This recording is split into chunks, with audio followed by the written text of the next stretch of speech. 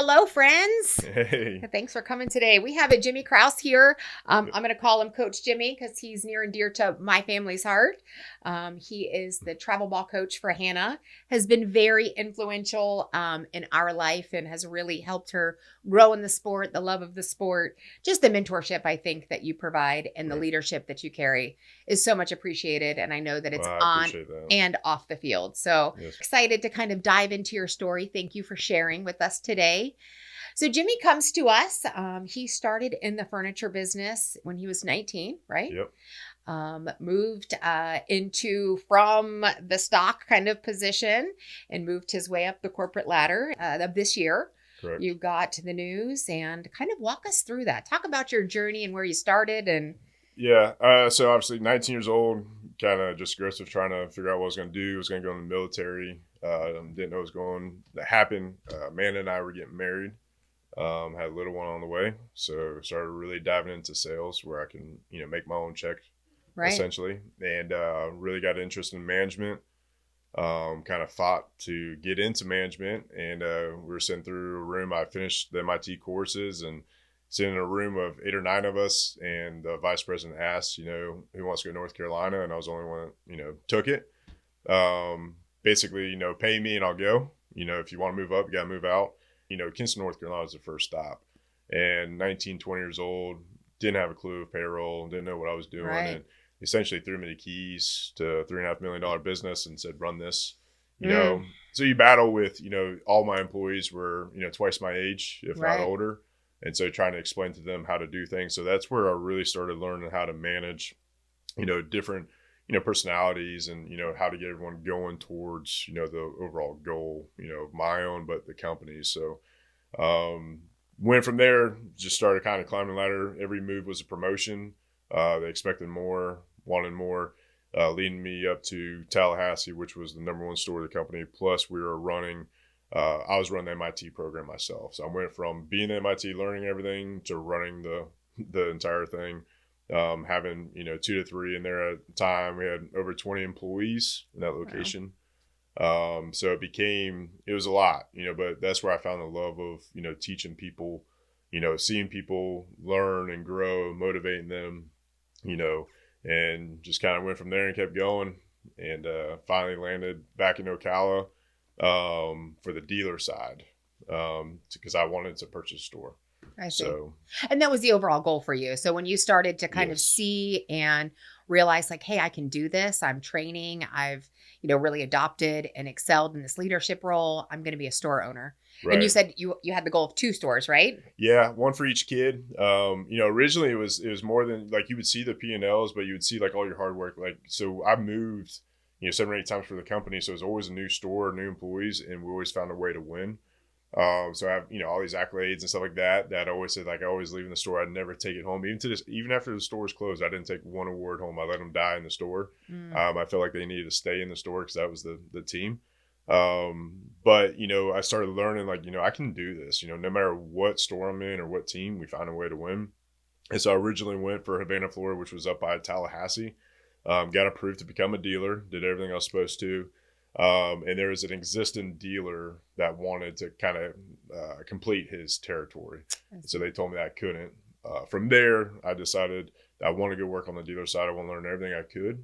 So one of the longest tenured dealers, Chuck Young, made me his vice president over all of his companies. But I was able, side by side with him, and learn, the Badcock business from that mindset, how to be successful. So I would say that I think that the turning point was in Tallahassee when I was over so many employees and we're hitting records, and I just kind of had the mindset of I want to do it for myself. Obviously at that point our second daughter was born, and so I had the mindset of 2 stores, one for each kid. I love that. So that was the goal. I love that. But I think you bring up a great topic. So, you said we like to win and yeah, team. I mean, everybody knows we love the game of baseball, right? I yep, mean, you're a college player, you're a softball coach. So you definitely have some things, right, that were adopted on the field. How do you think that has helped you in your growth and your entrepreneurship?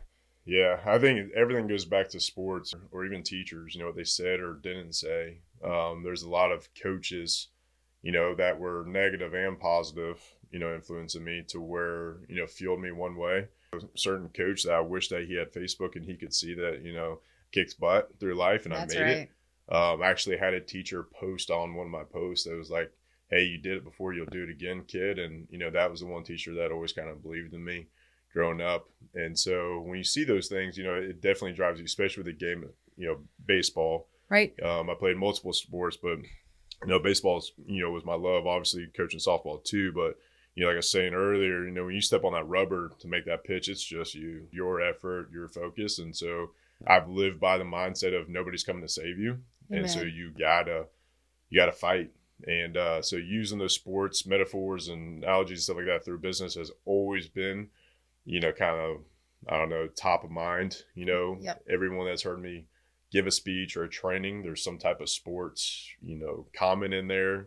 Because I think it's just something that we all gravitate and we can understand, Right. and if you played sports or not, you understand it a little bit and you can see it. If you watch, the World Series, you got 2 outs, last inning of the game, and if you're the pitcher or the batter, you can kind of relate to that in some way. Right. That pressure, right? I mean, Yeah. and like you said, when you're on the rubber or you're in the box, right? I mean, it's you and you. Yeah. Definitely a team sport, and being able to depend on that player or your teammate is kind of everything. Yeah. And just like in real life, being able to depend on your people and kind of grow together is a big thing, Right. And being up there in the box by yourself or on the mound by yourself, those adjustments that we have to make. And you've done a hell of a job in this transition. I know when you first told me about it, I sat in the furniture store. I went down to Yeah. Leesburg and my heart just broke. I just cried for you, like, just dang, I felt like, dang, Yeah. and here you're sitting, we talked earlier, and just the perseverance that you have shown, Jimmy. I really just admire you so much, and super excited to kind of dive into this story, Yeah, where you're of course. going. So Jimmy has come and has expressed some interest in real estate. Yep. We're super excited for that journey. We know that he's going to do great. His wife, Amanda, is going to join you in the journey. So they're Right. going to kind of be a team. So what has been the excitement towards real estate?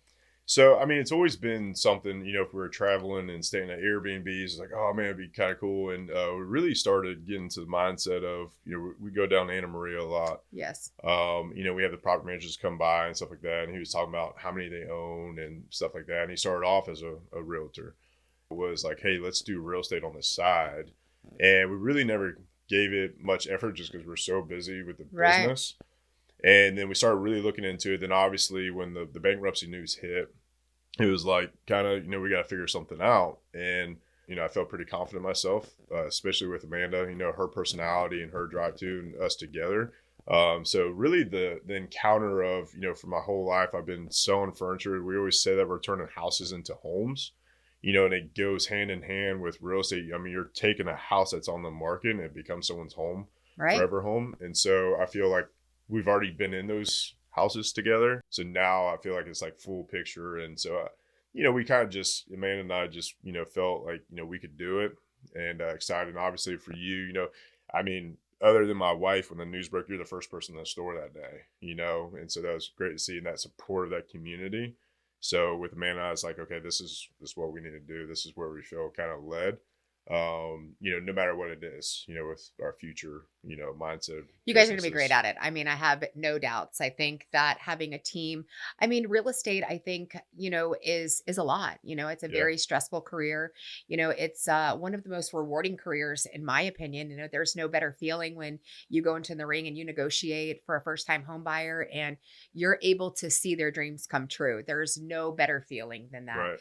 And I think that kind of relates to what we were talking about, from the competitive edge with sports and being able to win, right? I don't like to lose, Yeah. ever. I know that it's a part of life, but Right. I think that the comeback is always bigger. And your comeback story, I can't wait to see it unfold and what you guys do with real estate, because I know that it's going to be big. Yeah. And it's going to Yeah. be good. And we just don't want all the eggs in one basket. And, and our mindset is to keep moving forward and have real estate as far as, our side hustle that turns into our main gig. Yeah. And Amanda really wants to do that. So supporting her as well. So as a team, I feel like we could, two birds, one stone, and Absolutely. divide and conquer. So Absolutely. And even, I think that in the season with young kids and sports and, all of the avenues yeah, that were torn as flexibility of it. adults. Yeah. We do get a little bit of flexibility and having the team aspect. So that means like, hey, Amanda, I went out and showed this property. They love it. They want to write an offer. Can you pound it out for me? Yeah, So that you have that communication and you guys are tag teaming it. right. I think that's the best way, when you have somebody that's hot and it's a multiple offer situation and you're still driving down the road.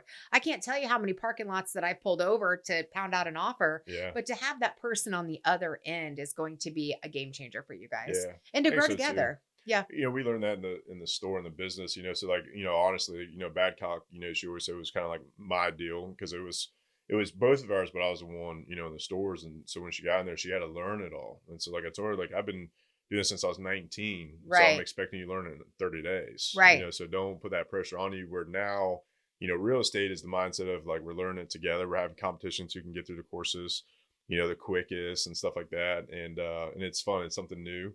Yep. But we've talked through scenarios, there's what ifs, and being able to tag team those things. And I think it'd be lethal, with our mindset and our drive. So we're really excited to take it on, and see what, next step is. Definitely. So Definitely. there's a lot of laws that make no sense in those Right. courses, Right. but Well, you've had a lot to learn. I mean, yeah, from, the bankruptcy with yeah. Badcock. And so when that news first broke and you got that call, what was your initial reaction? Um, Probably not podcast worthy, but definitely shook us. Yeah. Wasn't expecting it.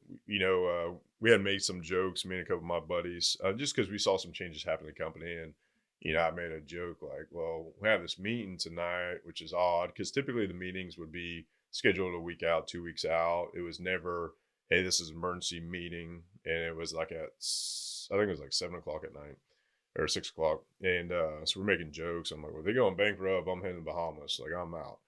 And so, Packing my bags. yeah, the news hit and the president came on the phone and, he was teary eyed and gave us this whole speech about, that he's sad and, all that stuff. And, but broke the news to us after market, which, we'll give him credit. He gave us heads up before it hit the news. But I mean, right then you had so Badcock had a total of 398 stores combined. 196 of those stores were dealer owned. Wow. So nearly half of them. correct. 50%. Yeah. So you had all these business owners that their life just got flipped upside down. Early investors like myself, I just purchased my second store. So I was in that investment period.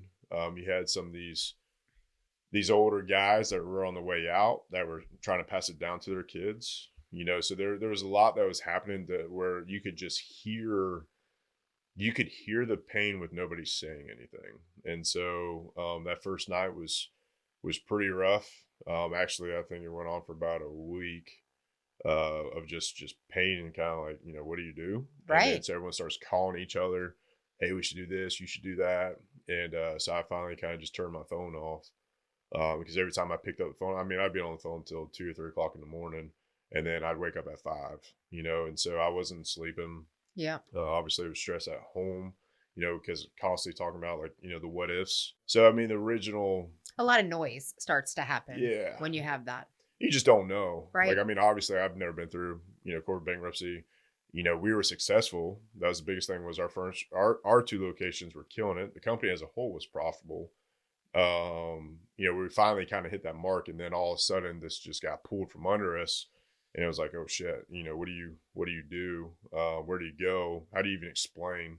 And so immediately get with lawyers, start going through that process. And then the kicker was like how you referenced, the sign spinners, we were tied to our contract until October 31st that we had to be present, that we had to fulfill our contract. We had to sell off all of their merchandise and essentially got paid pennies on the dollar to do so, and dealt with a whole new crowd of people that were bargain hunting, which they got great deals, good for them. But you deal with a mass of people with no staff.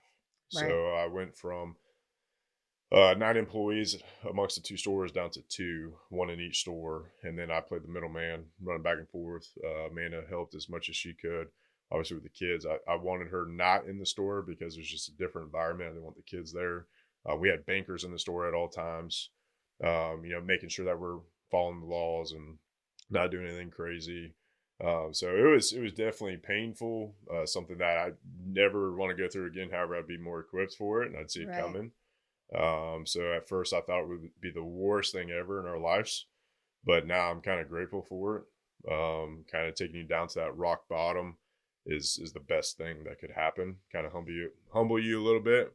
You respect the dollar a little bit more, and Amen. you can kind of refocus and go after what you truly want. Right. So, And you're a God-fearing man too. So, right, when we talked that day when I went into the store, and, I firmly believe God honors hard work every time. right, He sees things that we don't, he hears conversation that we don't even know have transpired. yeah, And in that process, how has your faith assisted you to get you from that dark space to where you are now? yeah. So I mean, there was obviously like you kind of you know what you're supposed to do. Right. If I'm being real, there's a couple of dark days to where you doubt. John 13:7's always been one that's always stood out. You don't know what I'm doing now, but eventually you'll see. But the biggest thing was trying to keep that mindset of there's something. It's hard to see the forest through the trees. Like it's hard to see everything that's going on, that the good's gonna come out of it, because it was much better if they would just rip the band-aid like, hey, we're done, we're Right. over, we're closing, versus you had 3.5 months of just pure hell. So every day you're living that nightmare, so it's kind of hard to stay positive at times, but you kind of put a mask on and you just keep leaning in. Biggest part was, I mean, honestly, it was Amanda, keeping my head on, because through that I could have easily took the wrong road and kind of said screw it, just because of Right. anger, sad, being there since 19, and even though it wasn't your fault, however, you still feel that pressure. So she definitely kept me going and preached me more than a pastor would, and I love that. kicked me in the ass when I needed it. So kept me going. I love that. So with the levelness that Amanda has kind of persuaded you and lifted you up and kind of kept you going, Hmm. right? We've got some really exciting news. So, October 31st was just what, 13 days ago? Right. So, you left an empty furniture store, I'm sure, with some. And I told you before we got started here that there might be times that I cry because Yeah. I feel like your story is just so Don't do incredible. it. Don't do it. There's no crying in baseball. Yeah. Right. So when you left Leesburg and you left Dade City for that last time, and you put a picture on your Facebook page, and I think there was like a piece of paper on the floor, and Yeah. it was like a Ghost town. desert. Yeah. Yeah. Yeah, there was like tumbleweeds going through there. That feeling of emptiness, right? And I'm sure there was some emotional. You've given a company pretty much your adult life, right? Right. You've invested in them for your family, for your generational wealth, for, your goals, and you built it. I mean, Right. you were killing it. You were doing your part of it. Yeah. And the situation that happened was completely out of your control. Yep. And I think this is where the good stuff starts to come in. You took the bull by the horns and you said, you know what? There's no stopping me.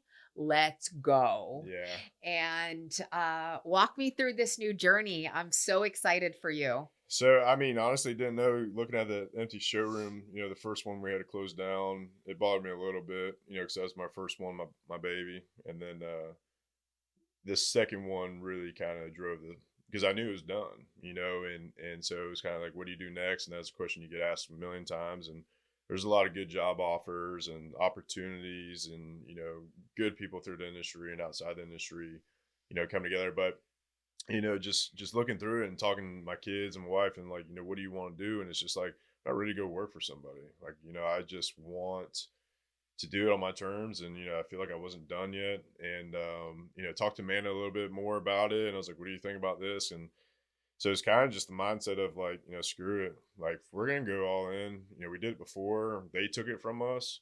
We're looking at bankruptcy. We're seeing all those things and, might as well do it on our watch. Yep. And so it was that mindset of let's go. This time it's our business. We own the furniture, we own the margins. We're not doing all the work and giving 82% to the corporation and buying to these contracts and where they decide one day they want to pay us, one day they don't. And so, man, I just kind of grabbed hands and was like, screw it, let's do it. And so we came up with Southern Comfort. hometown furniture. So excited. So not just the alcohol, but Southern, being where we were at, the state of Florida, comfort. You can have comfort in buying from us and trusting us. Hometown, obviously, we're gonna give that hometown feel. We're gonna be involved in all the communities. We're gonna have banners at every ball field. We're gonna support all those, all the kids. I always have a heart for softball because I coach it, my daughters. So every town that we were in, community wise, I took care of the softball team first. It's just the pecking order. That's where it goes. But so then furniture, obviously, what we're gonna bring the best quality, best price. So we're excited. We're gonna be in close to the villages. We're gonna be in the Wildwood area. Such a great location too. Yeah. So we're super excited. It's a new journey. So, the best thing could ever happen. I always said that, becoming a business owner, there was a mentor that I had at the time. And the best compliment I could give him was he let me fail. And so now I look at Babcock was, they failed and they let me fail. And so when you feel that and you have a partner like Amanda to where she knows I'm not willing to give up and, going not to go back, but first looking at Dade City, I was nervous about it and I was going to invest every dollar to our name. And she didn't one time step in front of it. She told me, if you believe in it, I believe in you. So fast forward through all this, losing that money, losing, this time and effort and, sadness, stuff like that, going into Southern Comfort, it was, do you want to do it again? And she's, to the end of time, she's like, let's go. What's worst case? We know worst case now. Right. We're not scared of it. Bankruptcy lawyer is one of my best friends now. So, it's got him on the speed dial, right? Yeah, all jokes aside. But so it's, it's just go time. So now we're excited for this next chapter. We got a couple weeks off, negotiating leases, stuff like that, which we did. We got to get in there and do some cosmetics things and get it dressed up, get some furniture flowing, sign some contracts. Thanksgiving, we're taking off to Boston. We're going to be out for a little bit. First time ever not doing Thanksgiving at my house because I always host it. But we felt like we wanted to get out of town. So we're going to go to Boston, go see all the things. Come back, hit the ground running. And then hopefully second week of December, we're open for a soft opening. January ribbon cutting. So we're going to have everybody there. Love that. And hopefully shortly after, we'll have our real estate license. Love that. And what is the goal? So we're going to have grand opening in January, right? For Southern Comfort. Yes. And then what is the goal for real estate? Hopefully right after that. I mean, I like to run it, side by side. 2025, I think is going to be a year of always, 2024 sucked for us. To be blunt, 2025 is a year of thrive.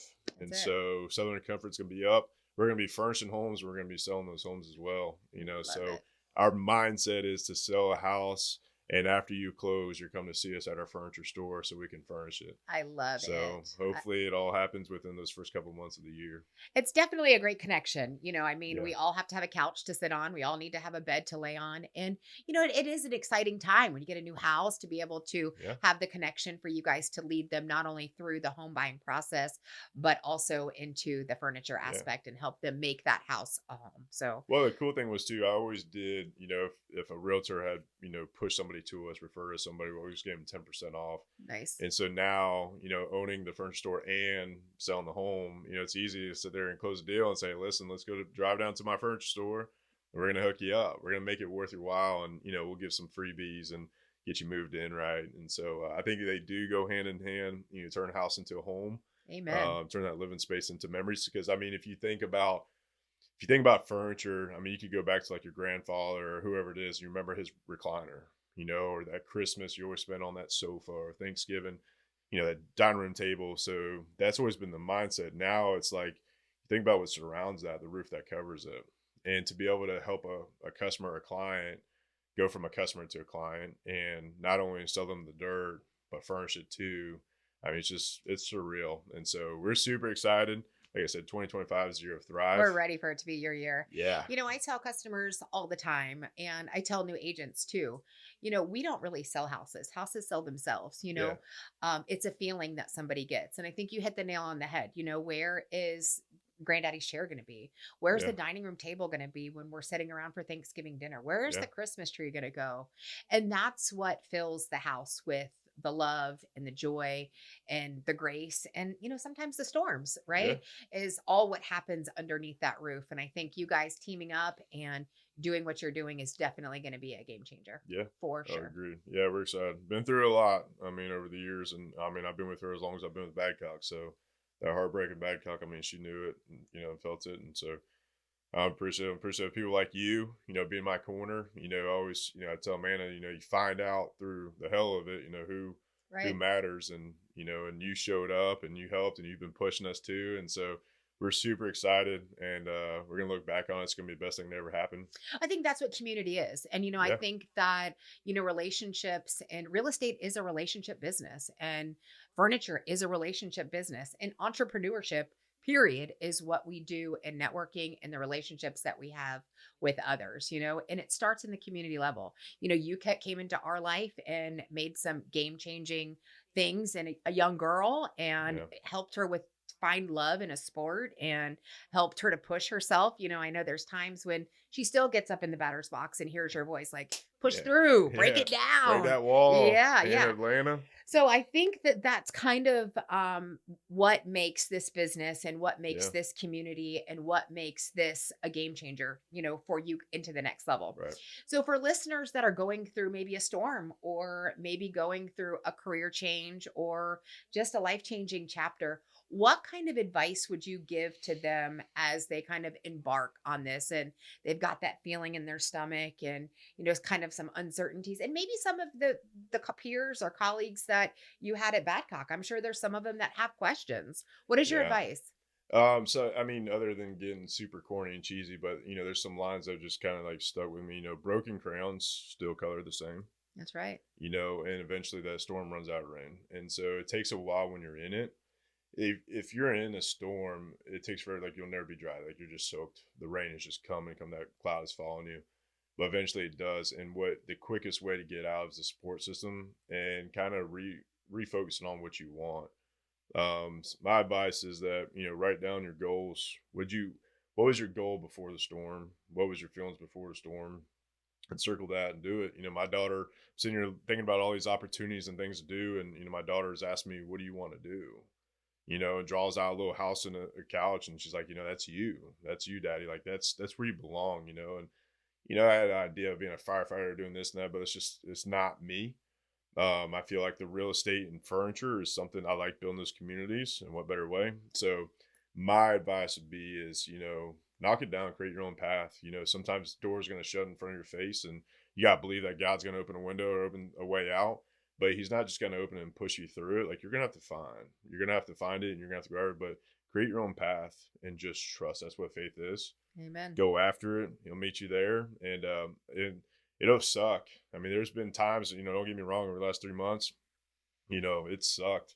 There's a lot of bad days and bad weeks. And, I've been, bad business owner or probably a bad friend at times or a bad husband even, and, at the end of the day, if you have the right support system with the heart in mind, you can get through anything that's there. So like telling Hannah at the plate, bust down that wall, funny enough, months later, I'm telling myself that, Right. so it all relates back to the sport. But, my mindset now is to push everyone through that storm as quick as you can and not give up because most people tap out, Amen. and there is something better. We don't know what it is. I had no clue that Southern Comfort furniture or hometown furniture would be even a thing. And it worked out through the relationships, through the hard work. Everybody kind of came together and was like, hey, we got you. Like, this is what we can do, vendors, everything. And so, And it was a looking blessing forward the to it. way that all of Yeah, those cards kind of fell into place and the answer was there and you didn't have to really didn't go see it. looking. You just had to keep showing up Yeah, and God had a path for you. yep, It kind of goes back to that space, winners never quit and quitters never win. yeah, And you're going to be a winner no matter what you do. yep. So look out for Jimmy. We'll That's right. definitely be there for your grand opening. Yes, we're gonna hand out. Fun fact: I do not like Southern Comfort, but we're gonna hand out Southern Comfort just for the name, ribbon cutting. I love So we it. want everybody to come out and support. And we're gonna be doing donation in the community Love it. that day as well. So we're gonna try to give back right out of the gate, and that's something that we've always done in our communities that we've been part of. So we are super excited for the future, and I am blessed that Badcock Home Furniture went bankrupt because I feel Amen. like the pressure's gone and Yes. new No more life. carrying that. Yeah, And all these decisions are on you. So, that's right. like I said, January, we're going to be on the lookout. We're going to be at the grand Yes. opening. And then headshots. Amanda and Jimmy are going to be Yep. on some Teaming up. business cards and Yeah. on some Slinging signs. some dirt. That's it. That's it. Yep. Well, listen, thank you for coming in Of today and course. sharing your story. And I'm really excited to see what the future, and I'm really going to be Thank you. there the whole way cheering you on. You will. I'll be right there too. I appreciate you. All right. We did it, friend. Yeah.